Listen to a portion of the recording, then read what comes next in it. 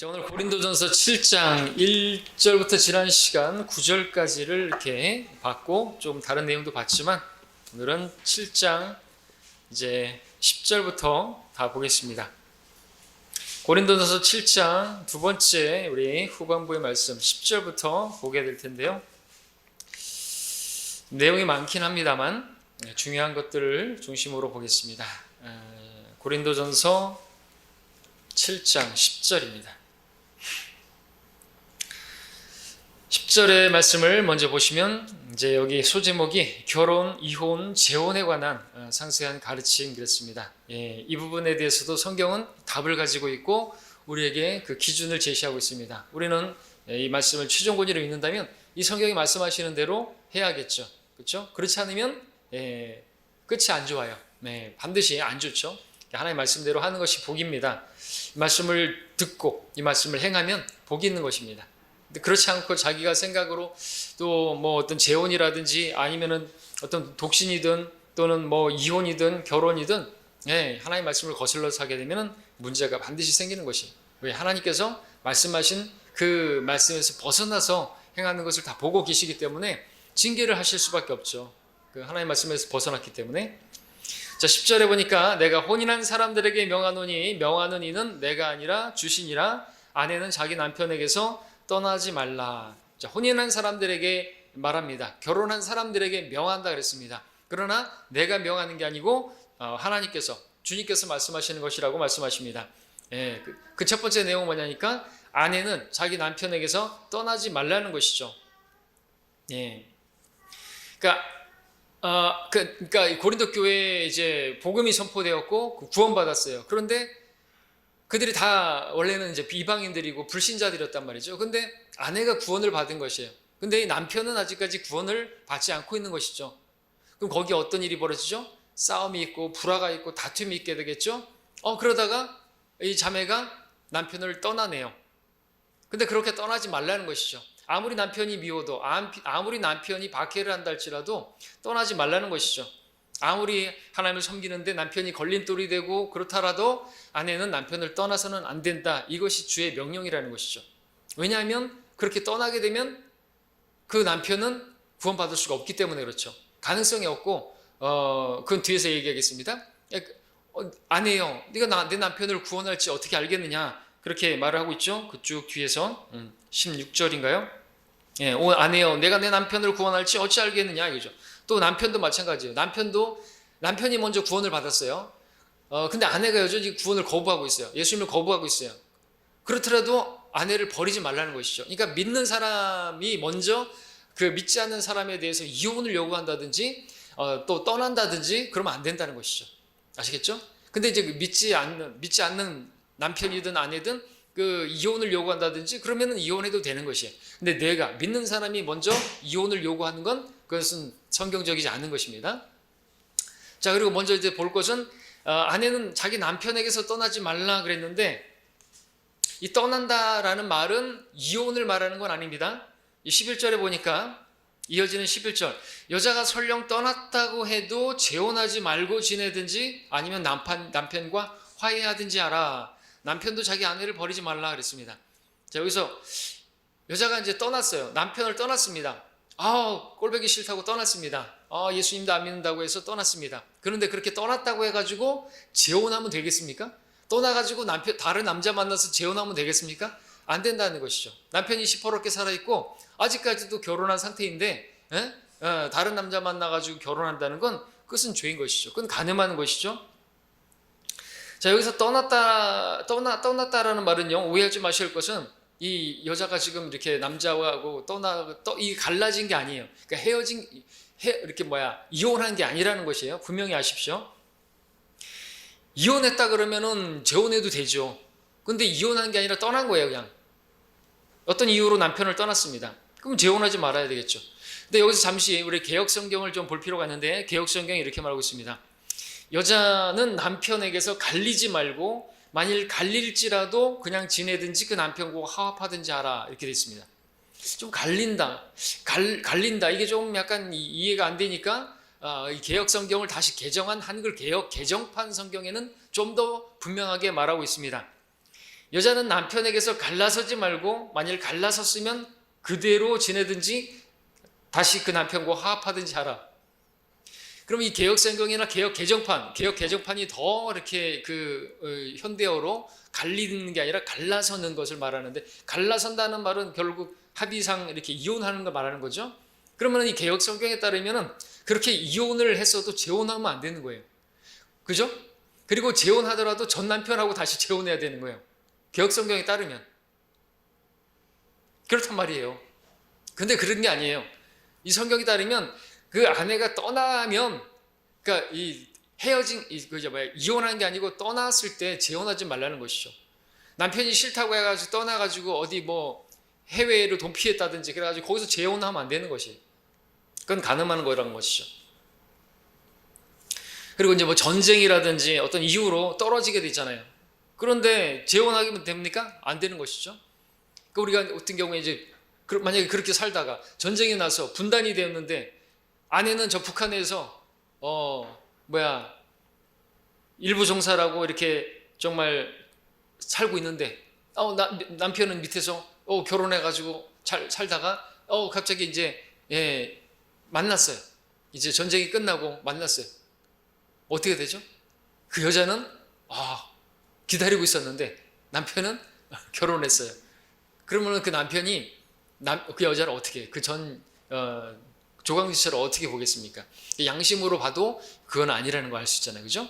그렇게 떠난 상태에서, 이렇게 떨어진 상태에서 결혼하는 그것은 성경이 금한 것이다 라는 것을 보여주는 것이죠.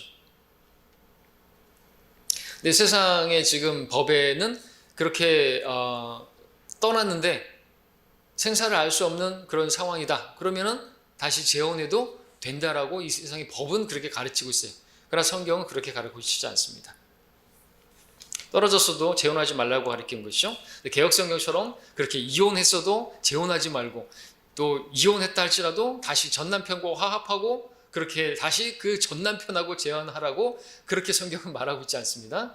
성경이 틀리면 이상한 게 나오는 것이죠. 성경에 따르면. 개혁성경을 쓰는 분들은 그렇게 해야 되는 것이에요. 자기들이 성경이 그렇게 말하고 있다면 이혼했으면 재혼하지 말고 재혼하더라도 그 전남편하고 결혼 다시 해야 되는 것이, 그게 아니라는 것이죠. 자, 그 다음에 12절 13절을 계속해서 보면요, 나머지 사람들에게 주께서 말씀하시는 것이 아니고 내가 말하노니 만일 어떤 형제에게 믿지 아니하는 아내가 있는데 남편과 함께 살고자 한다면 그녀를 버리지 말라. 또 어떤 여자에게 믿지 아니하는 남편이 있는데 함께 살고자 한다면 그를 떠나지 말라 그랬습니다. 아까 말씀드렸던 것처럼 믿지 않는 남편이나 믿지 않는 아내가 함께 살자고 하는데 버리면 안 되고 떠나면 안 되는 것이, 그죠? 떠나서도 안 되고 그렇게 이혼을 요구해서도 안 되는 것입니다. 그렇죠? 그러나 15절에서는 그러나 만일 믿지 않는 그 남편이든 아내든 그 사람이 떠나겠다면 그를 떠나게 하라. 형제나 자매나 그런 일에 매여 있지 아니하느니라. 그러나 하나님께서는 우리를 화평으로 부르셨느니라 그랬습니다. 근데 여기서 떠나는 것은 뭡니까? 문맥으로 본다면 이혼하는 거 말하는 거예요. 그러니까 믿지 않는 쪽에서 이혼을 요구하겠다. 난 너랑 같이 안 살겠다. 떠나겠다 그러면 떠나게 하라 이거죠. 이것은 합의가 이루어지는 거죠. 이건 합의 이혼입니다. 근데 믿는 사람이 난 너 떠나겠다 이렇게 해서는 안 된다는 것이죠. 왜요? 16절에서 아내여 내가 내 남편을 구원할지 어찌 알겠으며 남편이여 내가 내 아내를 구원할지 어찌 알겠느냐 이렇게 말하고 있죠. 그러니까 최후까지 계속해서 복음을 전하고 또 사랑으로, 또 우리 베드로전서 3장의 말씀에서처럼 우리 함께 보죠. 베드로전서 3장에서 역시나 말씀하고 있잖아요. 아내들에게 특별히 말하고 있죠. 아브라함과 사라를 등장하면서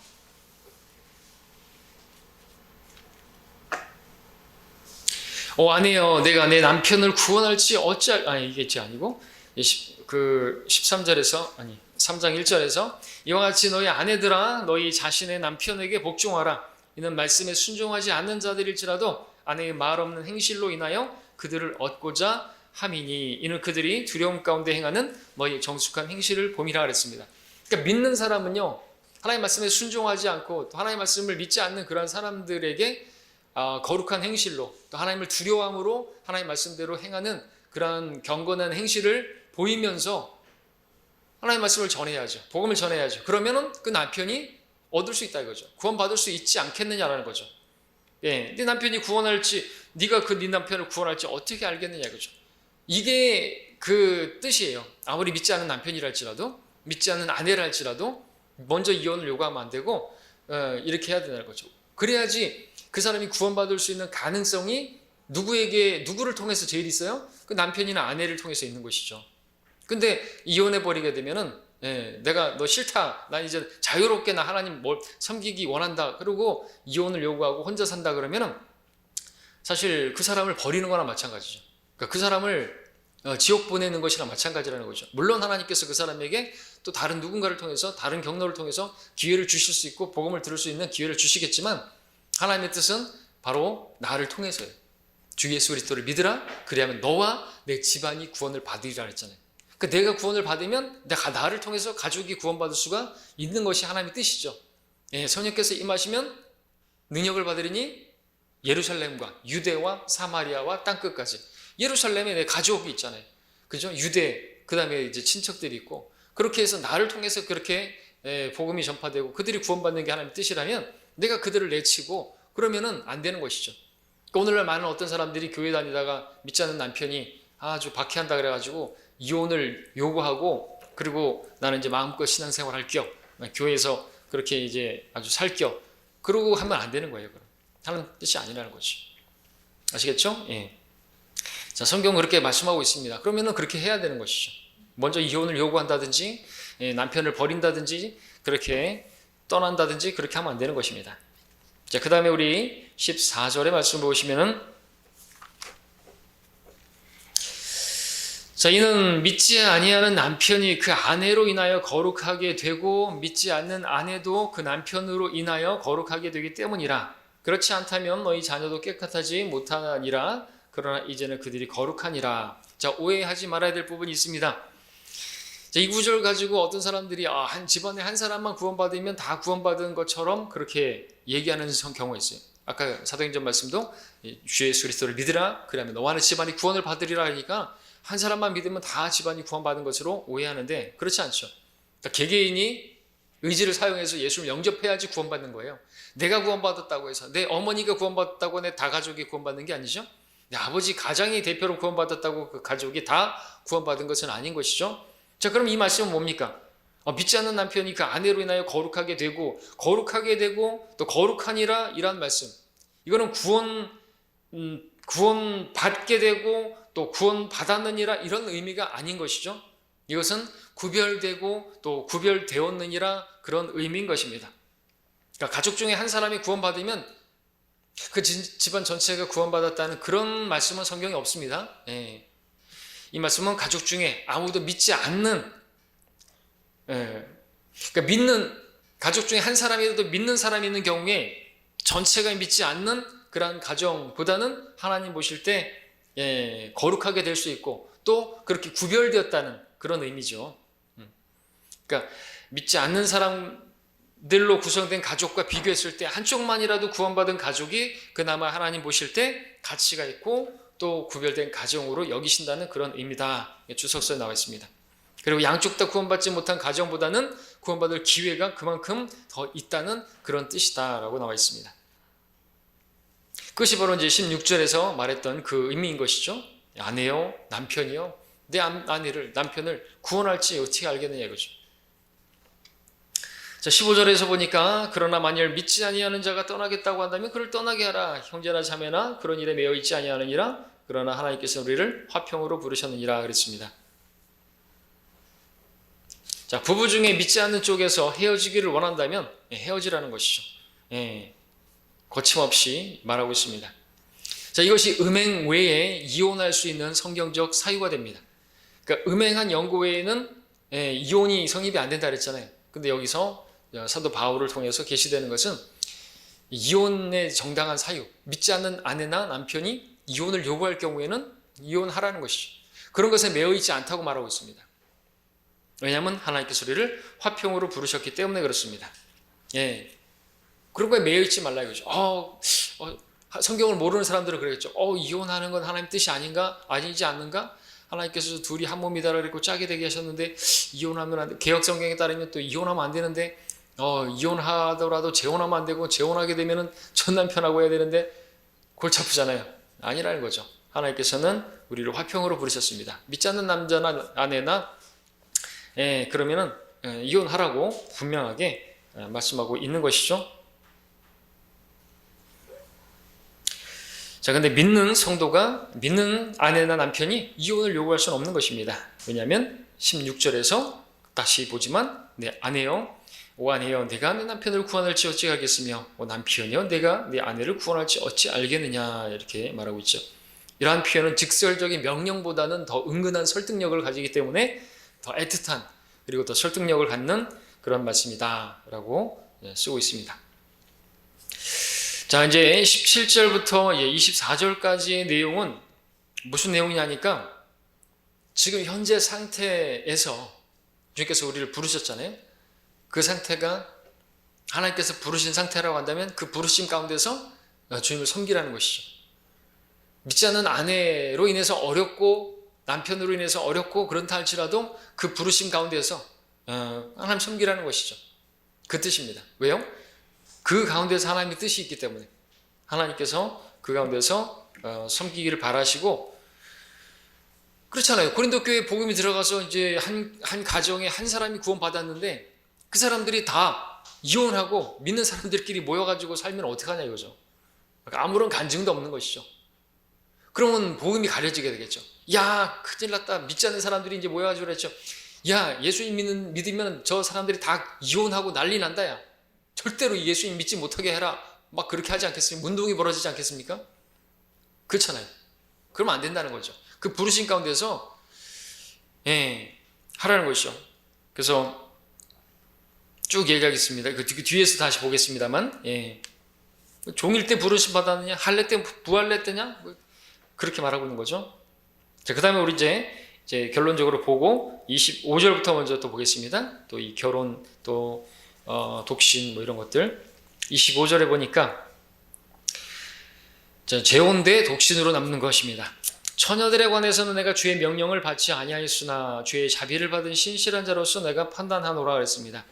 이런 말씀이 없기 때문에 이제 어떻게 말을 하긴 어려운데, 그러나 사도 바울이 주의 자비를 받은 신실한 자로서 이렇게 판단하고 이제 명한다는 것이죠. 그러니까 이건 또 바울의 영적인 권위를 두고 이야기하는 것이니까 우리가 이대로 따르면 되는 것입니다.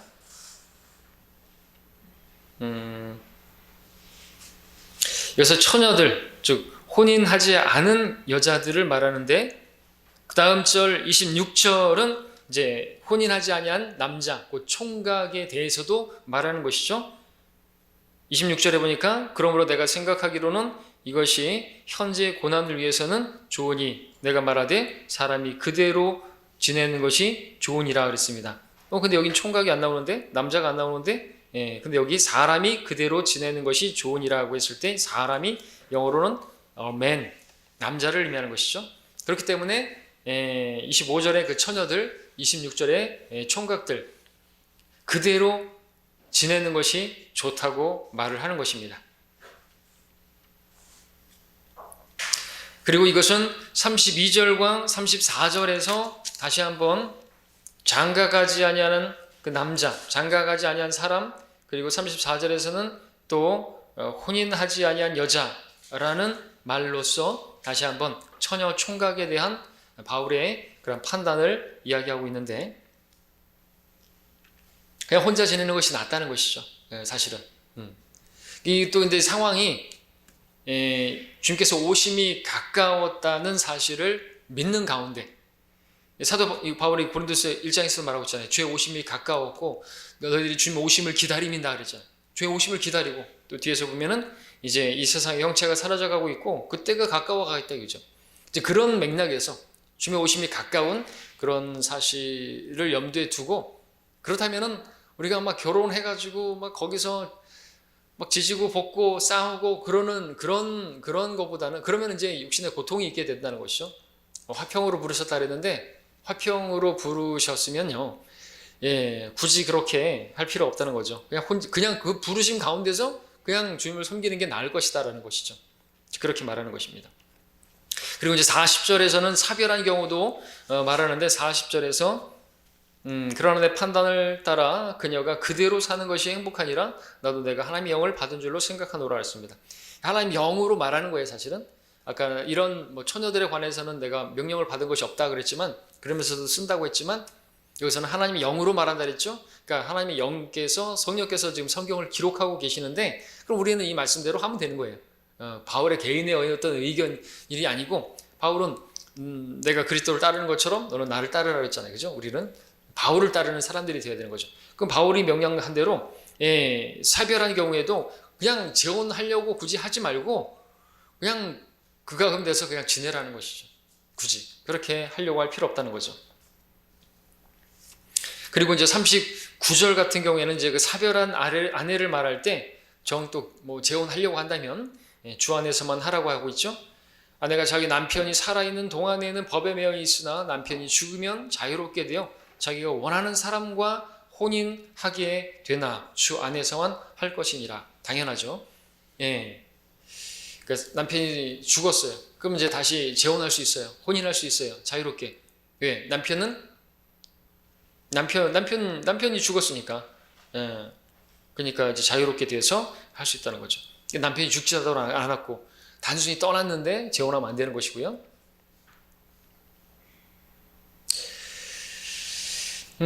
그렇게 하고 있습니다. 그리고 이제 25절, 26절을 다시 보면은 결혼하지 않은 처녀 총각에게 또 이제 그냥 결혼하지 않은 상태이냐? 그냥 처녀냐? 총각이냐? 그냥 독신으로 혼자 살 것을 25절에서 처녀들에 관해서는 내가 주의 명령을 받지 아니하였으니 읽었죠? 주의 자비를 받은 신실한 자로서 판단하노라. 내가 생각하기로는 현재 고난을 위해서 좋으니 내가 말하되 사람이 그대로 지내는 것이 좋으니라 그랬습니다. 자, 그렇게 혹시 혼자 살 것을 권하고 있는 이유는 뭐냐니까 27절에 보게 되면은 매이기 때문에 그렇죠. 매이게 된다. 27절에 내가 아내에게 매여 있느냐? 그렇다면 노이기를 구하지 말라. 내가 아내로부터 놓여 있느냐? 그렇다면 아내를 구하지 말라. 다 무슨 말입니까? 그냥 현재 지금 있는 상태에서 좀 섬기라는 것이죠. 노이기를 구하지도 말고 이혼 당하기를 또 어떤 계획적으로 이혼을 당하기를 그렇게 계획하지도 말고 그러는 것입니다. 매인다라는 표현이 뭡니까? 아내에게 매인다. 아내에게 꼼짝 못하는 그런 그렇게 꽉 쥐어서 산다는 그런 뜻이 아니라 결혼하게 되면 이제 아내에게 매인다. 아내를 위해서 아내를 기쁘게 해줘야 되고 아내에게 합당한 애정을 줘야 되고 아내를 또 먹여 살려야 되고 아내뿐만 아니라 자식도 먹여 살려야 되고 그런 부양의 책임을 진다는 것이죠. 그것이 이제 매이는 것이에요. 이생의 일들에 매이게 될 수 있는 부분이 있다는 거죠. 또 그렇게 되면은 육신의 고통이 따르기 때문에 그렇습니다. 28절에서 그러나 설령 내가 장가가도 죄짓는 것이 아니며 설령 처녀가 시집가도 죄짓는 것이 아니니라. 그러나 그럴 경우에는 육신의 고통이 있게 되리니 나는 너희를 아끼노라 그랬습니다. 그러니까 바울은 계속해서 전반적으로는 자기처럼 사는 게 좋겠다 이거죠. 그렇죠? 그것도 그냥 나는 독신이 편해서가 아니라 주를 위해서 무엇을 하든지 먹든지 마시든지 장가가든 시집가든지 무엇이나 다 하나님의 영광을 위해서 하라는 것이. 그러니까 시집가도 죄 짓는 건 아니에요. 막 이런 식으로 이렇게 얘기한다 그래가지고 장가가는 것이 되게 육신적이고 시집가는 것이 되게 육신적인 것인가 이렇게 생각할 건 아니라는 것이죠. 그 죄 짓는 건 아니는 것이죠. 그런데 그렇게 결혼하면은 분명히 기억할 건 있다 이거죠. 육신의 고통은 있을 것이다 이거죠. 무슨 말입니까? 결혼이 행복을 보장해 주는 건 아니라는 것이죠. 결혼이 장밋빛 인생일 거라는 것은 그것은 착각이라는 것이죠. 육신의 고통이 있어요. 결혼하게 되면. 그걸 말하고 있는 것입니다.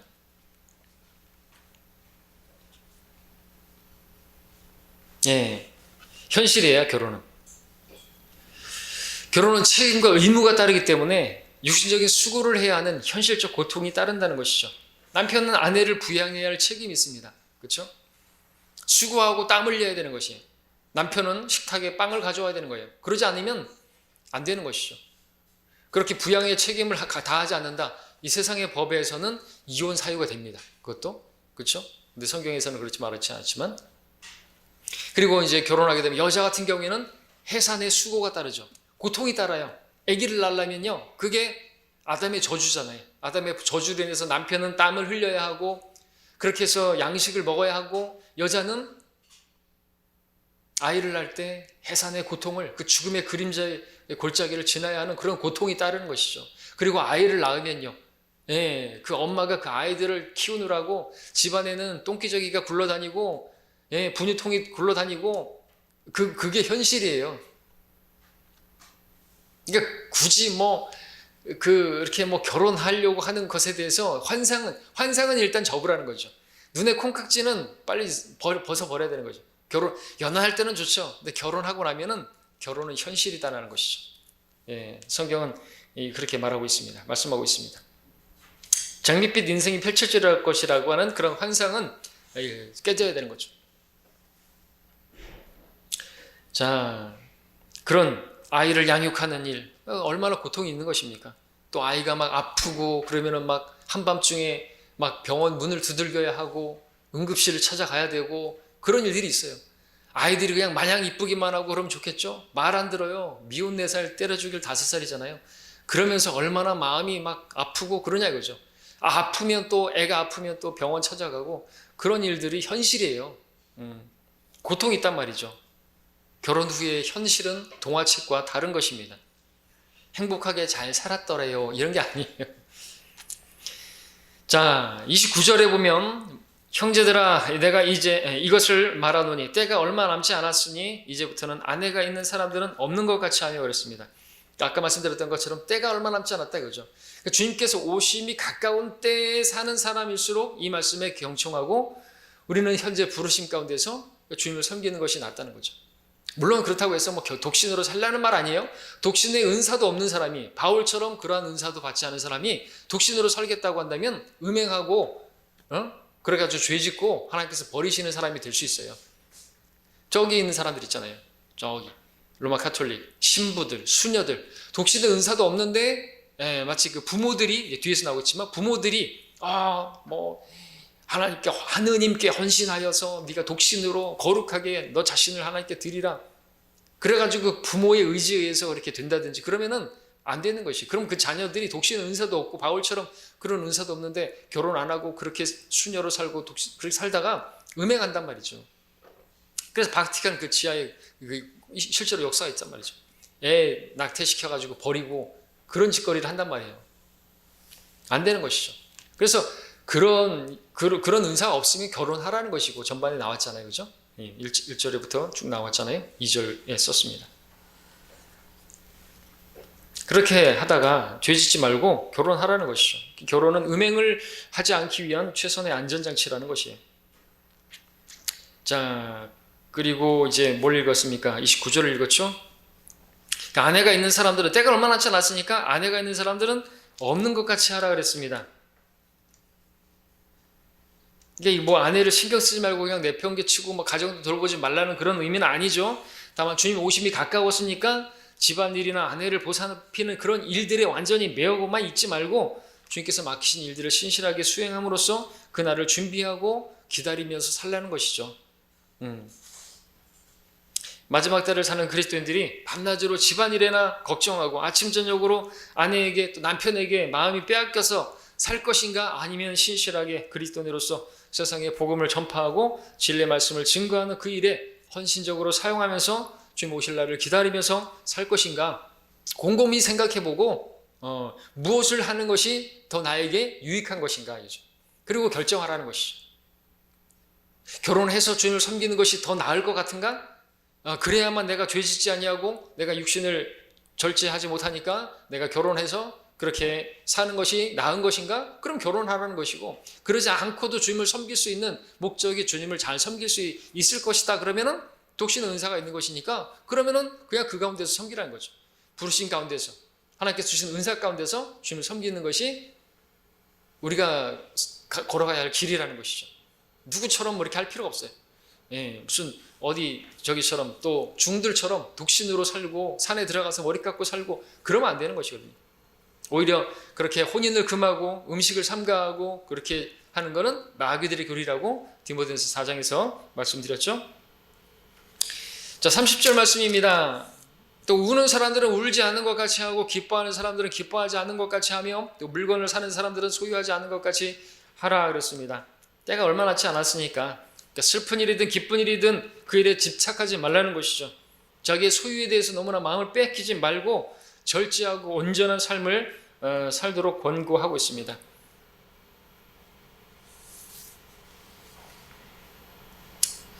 남편이 뭐 죽었다든지 아내가 죽었다든지 그래서 막 울고 대성통곡하고 그러지 말라는 것이죠. 사실은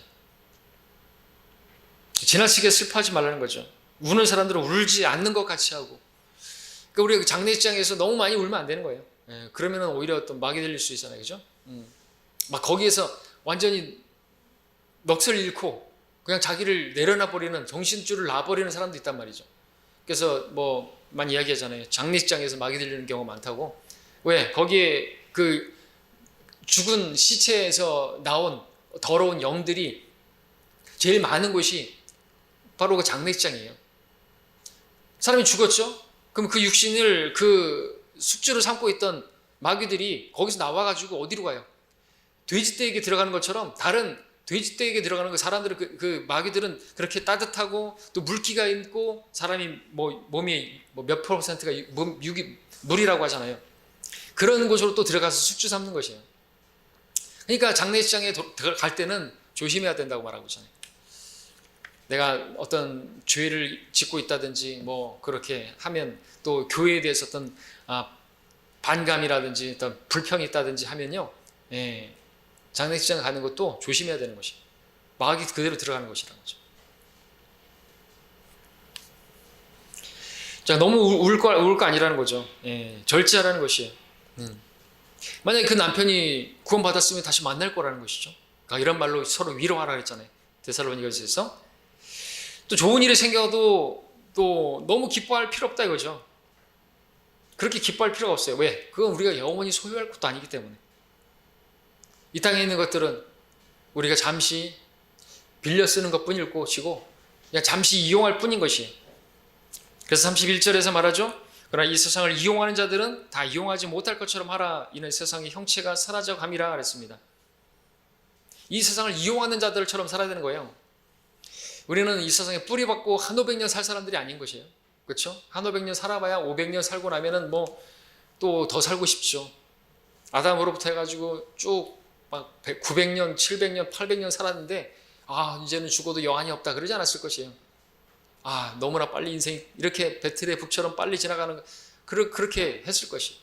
솔로몬 같은 경우에는 다 누려봤지만 헛되구나. 아무것도 없네? 그것이었어요. 그게 인생이에요.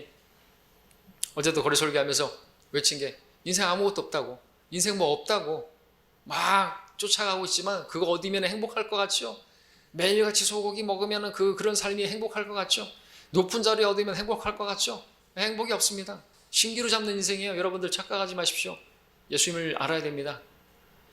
구원 받아야 됩니다. 죄 문제를 해결됩니다. 설교했던 것이죠. 자, 31절에서 이 세상의 형체가 사라져간다 그랬습니다. 우리는 이 세상에 미련을 그래서 두지 않는 것이에요.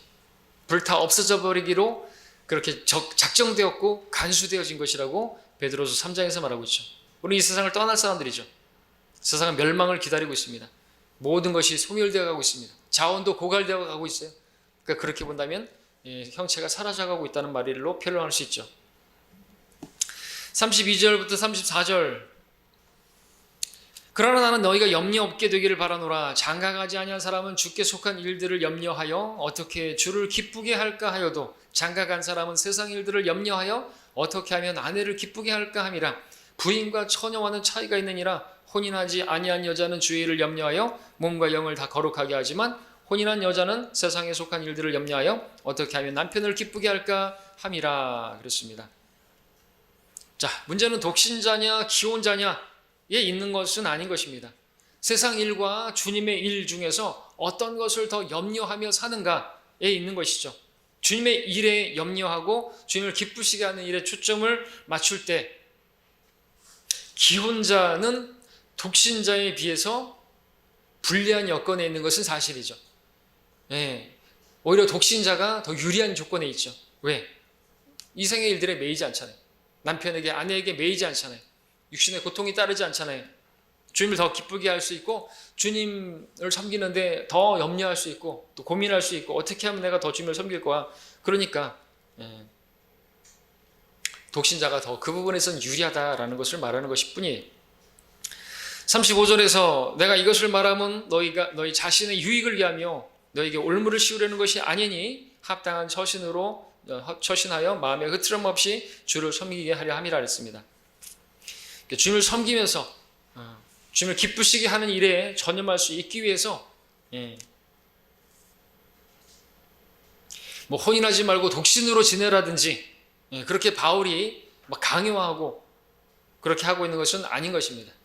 그의 관심사는 사람들이 한결같이 주님을 섬기는데 흐트럼 없이 상처받고 아파하고 그렇게 하지 않고 화평한 가운데 주를 섬기기를 그렇게 섬길 수 있기를 바라는 마음에서 이렇게 결혼을 하든 독신으로 지내든지 너희들이 한번 생각해 봐라 이거죠. 좀 생각을 하고 결혼을 하라 이거죠. 생각을 하고 또 독신을 하라 이거죠. 독신으로 사는 것 자체가 다 옳은 건 아니에요. 그죠? 은사도 없는데 결혼해서 사는 것이 내가 주를 더 잘 섬길 수 있을 것 같다. 그럼 결혼하는 것이고 계속해서 반복되는 말이지만 자, 그다음에 이제 부모 딸을 둔 부모들에 대해서 부분이 이제 36절에 나오죠. 그러나 만일 어떤 사람이 자기 처녀 딸이 꽃다운 시기고 지나고 또 그렇게 할 필요가 있어서 그녀에 대해 합당치 아니하게 처신하고 있다고 생각한다면 그가 원하는 대로 해도 죄 짓는 것이 아니니 그들로 혼인하게 하라 그랬습니다. 그러니까 이게 부모의 믿음으로다가 자기 처녀 딸을 주관하는 그런 경우가 되겠죠. 꽃다운 시기가 되고 근데 그렇게 할 필요가 있어서 주님 섬기는데 더 효율적으로 섬길 수 있지 않을까 생각해가지고 야 너는 결혼하지 넌 시집가지 말고 너는 그냥 살아 주를 위해서 헌신해 이렇게 부모가 다그친다면 그죠? 처녀뿐만 아니라 총각도 아들도 마찬가지죠. 아들들한테 너는 주를 위해서 헌신해 아까 말씀드렸던 것처럼 로마 카톨릭처럼 너는 신부가 되어가지고 거룩하게 넌 결혼하지 말고 너는 거룩하게 뭐 결혼하는 게 뭐 더러운 게 아니잖아요. 결혼하는 것은 죄 짓는 게 아니라 그랬잖아요. 혼인은 모든 면에서 좋은 것이라 그랬어요. 오히려 결혼을 금하는 것이 마귀들의 교리라고 했죠. 근데 그렇게 되면은 그 자녀들이 문제가 생길 수가 있다는 거죠. 그 문제는 다시 7장 2절로 가는 것입니다. 음행하게 된단 말이죠. 죄 짓는단 말이죠. 가톨릭의 신부나 수녀들처럼 예상치 못한 일들이 발생할 수가 있는 것이죠. 그 딸이 부모의 뜻과는 달리 결혼하기를 간절히 원한다면 그럴 때 가정에 바람직하지 않은 갈등이 생기게 될 것이고 어려움이 생길 것이고 이상한 일들도 생길 거예요. 그러니까 그들로 혼인하게 하라고 그렇게 말씀하고 있는 것입니다. 그러니까 부모가 간섭할 문제가 아닌 거예요. 그죠? 자녀들에 대해서 그때 어떤 다큐멘터리가 들어갔을 때 아주 짠한 게 부모들이 말이죠. 아주 꼬마 애를 동자승이라고 하죠. 아기를 이제는 좀 이제 거의 뭐 유치원 갈 애인데 절에 보낸 거예요. 야, 그거는 좀 아니죠. 그걸 보면서 참 마음이 아픈데 그 애를 그냥 절에다가 보내는 거예요. 그 부모의 믿음으로 자기 아이를 중이 되게 만든 것이죠. 카톨릭도 마찬가지죠. 그러면 안 되는 거죠. 그렇게 간섭할 수 있는 게 부모에게 없어요. 그 아이가 결정해야죠. 자라나가지고 그의 신앙으로. 그래가지고 중돼가지고 어떻게 할 거예요? 그래서 거기서 또 죄 짓고 그럴 수 있잖아요. 그죠? 문제가 커지는 거죠. 우리 그리스도인들도 마찬가지예요. 그런 은사도 없는데 부모가 그렇게 간섭해가지고 그렇게 살게 된다면 결국 그 아이가 잘못되게 될 수 있다는 거죠. 그렇죠? 개인의 믿음은, 개개인의 신앙은 개개인의 믿음으로 결정하는 거죠. 예수를 영접할 때도 우리가 의지를 사용해서 하는 것처럼 말입니다. 37절. 그러나 그가 마음을 굳게 정하고 아무런 필요성도 느끼지 아니하며 자신의 의지를 관장할 수 있어서 자기 처녀 딸을 그대로 남겨두기로 작정했어도 잘하는 것이라 그랬습니다. 딸이 시집가기를 바란다면 시집 보내는 거 잘하는 일인데, 반대로 딸이 시집가지 않기를 원한다면 혼인시키지 않는 것도 잘하는 것이다 이거죠. 그 어느 경우에도 순리에 따라 하는 것이 잘하는 것이다 라는 것입니다. 38절. 그러므로 시집 보내는 자도 잘하는 것이지만 시집 보내지 아니하는 자는 더 잘하는 것이니라 그랬습니다. 역시나 시집 보내지 않는 편이 시집 보내는 것보다 더 낫다는 뜻으로 오해할 수 있기도 한데, 그런 뜻은 아닌 것입니다. 전체적인 걸 봐야죠. 누구도 자기 딸이 시집가서 사는 거 원치 않는 부모가 어디 있겠습니까? 시집가가지고 결혼해서 아이 손주 이렇게 품에 안기 원하죠. 근데 그리스도인 부모에게 자기 딸이 독신의 은사가 있어서 하나님을 신실하게 섬기고자 한다면 또 그 딸을 억지로 시집 보내려고 애쓰지 않는 것이 잘하는 것이다. 그런 의미죠. 그렇죠? 딸이 독신의 은사가 있어서 난 결혼하지 않겠다라고 한다면 억지로 시집 보내지 않으려고, 그러니까 부모는 또 어떤 입장이에요? 반대되는 입장에서 시집 가가지고 잘 사는 거를 원한다. 부모는 시집 갔으면 좋겠다. 그래서 사위도 좀 보고 싶다. 손주도 안아보고 싶다. 뭐 그런 내 욕심에서 시집 보내기를 원하지만 딸이 그걸 원치 않는다. 그러면 시집 보내지 않는 게 더 잘하는 것이다. 이런 의미에서 더 잘하는 것이지, 무조건 시집 안 보내는 것이 더 잘하는 게 더 경건한 부모인 거요? 아니라는 거죠. 아시겠죠? 자, 결론으로 말씀드리려고 했던 17절부터 24절까지의 말씀을 이제 보겠습니다. 한번 읽어보겠습니다. 오직 각 사람은 하나님께서 나눠주신 대로, 각 사람은 주께서 부르신 대로 그대로 행하라. 내가 모든 교회에도 그렇게 지시하노라. 할례를 받은 후에 부르심을 받은 사람이 있느냐? 그는 무할례자가 되지 말라. 무할라 시에 부르심을 받은 사람이 있느냐? 그는 할례를 받지 말라. 할례를 받는 것도 아무것도 아니며 할례를 받지 아니하는 것도 아무것도 아니로되 오직 하나님의 계명들을 지킬 것이니라. 각 사람은 부르심을 받은 그 부르심 안에 거하라. 내가 종일 때 부르심을 받았느냐? 그로 인하여 염려하지 말라. 그러나 내가 자유스럽게 될 수 있거든 차라리 그것을 사용하라. 이는 종도 주 안에서 부르심을 받으면 주께 속한 자유인이요 마찬가지로 자유인도 부르심을 받으면 그리스도의 종이기 때문이라. 너는 값을 치르고 산 것이니 사람들의 종이 되지 말라. 형제들아, 각자 부르심을 받은 그 부르심 안에서 하나님과 함께 거하라 말씀하고 있습니다. 종 얘기도 나오는데 당시 종이 있습니다. 주인과 관계가 있습니다. 노예 신분, 성경이 있습니다. 자, 종이 자유를 사용한다는 것은 종의 신분에서 벗어나라는 뜻이 아니라 종된 신분 때문에 거기에 연연하지 말고 그리스도의 종으로서 그리스도께 순종하는 데 마음을 다하라는 그런 의미죠. 하여튼 결론은 24절이에요. 형제들아, 각자 부르심을 받은 그 부르심 가운데서 하나님과 동행하라는 것이죠. 내가 처해 있는 환경에 신경 쓸 것 없이 그 안에서 하나님을 섬기며 하나님과 함께 동행하라는 것이죠. 그러므로 그리스도인은 결혼하거나 결혼하지 않을 수 있고, 이혼 사유에 따라 이혼할 수도 있고 재혼할 수도 있고, 근데 중요한 것은 내 자신이 지금 어떤 환경에 처해 있느냐가 아니라 어떤 환경에서도 염려 없이 흐트럼 없이 화평 가운데 주님께 속한 자유인으로서 그렇게 주님과 함께 거하는 것이 가장 바람직한 것이다 이거죠. 목적이 그것이 되는 거죠. 독신으로 산다고 더 영적인 것이 아니고 결혼한 사람이라고 해서 주님을 제대로 못 섬기는 것도 아니라는 것입니다. 그리고 남편이나 아내가 불신자라고 해서 주님을 잘 못 섬기는 것도 아니고 이혼한다고 해가지고 주님을 더 잘 섬길 수 있는 그런 것도 아니라는 것이죠. 그렇죠? 맞잖아요. 중요한 것은 어떤 환경에 있느냐가 중요한 게 아니라 그 환경 가운데서 주님의 뜻을, 모든 일을 합력해서 선을 이루시는, 그러니까 다 부모가, 남편도 구원받고 아내도 구원받고 그러면 다 좋죠. 그 윈윈 너무나 좋죠. 그런데 그렇지 않은 경우들이 많단 말이죠. 그렇다고 해가지고 나는 자유인이 될 겨, 나는 이 남편의 종이 안 될 겨, 그러면서 다 이혼해버리면 문제가 심각해진다는 거죠. 종들도 마찬가지예요. 구원받았으니까 나는 이제 자유인이요, 그러면서 주인에게서 자기가 해방되려고 하면은, 당시에 이제 종들이 많았는데 주인들이 이제 모여가지고 또 그러겠죠. 야, 예수님 믿지 못하게 만들어야 되겠다. 왜? 이 종들이 자기들이 예수 믿더니 자기들이 다 자유인이 됐다고 다 주인을 알기를 우습게 한다. 교회 왔는데 주인하고 종하고 같이 있는데 우린 같은, 난 당신 종 아니고 난 주님의 종이요. 이런 상황이 벌어질 수 있단 말이죠. 그렇기 때문에 그런 것들을 다 폐지시키는 거 아니죠. 다 그리스도께 속한 자유인으로서 현재 있는 가운데서 그렇게 종인데 종이 안 되려고 벗어나려고 할 필요도 없고, 결혼도 마찬가지고요. 근데 타락한 사람들은 항상 그렇죠. 항상 자신의 처지를 불평하고, 결혼하지 않은 사람은 결혼하지 않은 사람은 결혼하는 것이 좋겠다 생각하고, 결혼한 사람은 결혼하지 않았던 때가 좋았을 것이다, 좋았다라고 말을 하죠. 해도 후회하고 안 해도 후회하는 것이 결혼이다 이렇게 말하면서. 근데 그렇게 생각하는 것은 아무 의미가 없잖아요.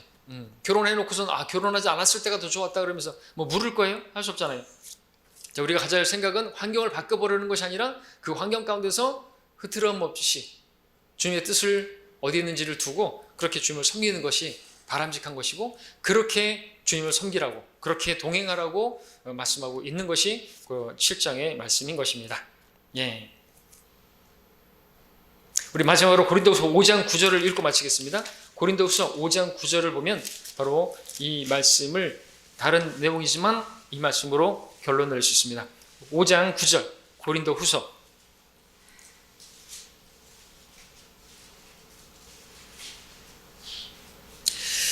자, 이 때문에 우리가 애쓰는 것은 거하든지 떠나 있든지 그분을 기쁘시게 해드리기를 바라는 것이라 그랬습니다. 자, 육신의 몸을 떠나는 거 과거에 말한 거 있지만, 떠나든지 거하든지, 결혼하든지 아니면은 이혼하든지, 이혼은 하는 게 아니고 결혼하든지 결혼하지 않든지, 이혼하는 것이든 또 뭐 재혼하는 것이 다 무엇을 위해서 하는 것이냐 이거죠. 그것이 초점이 되어야 되는 것입니다.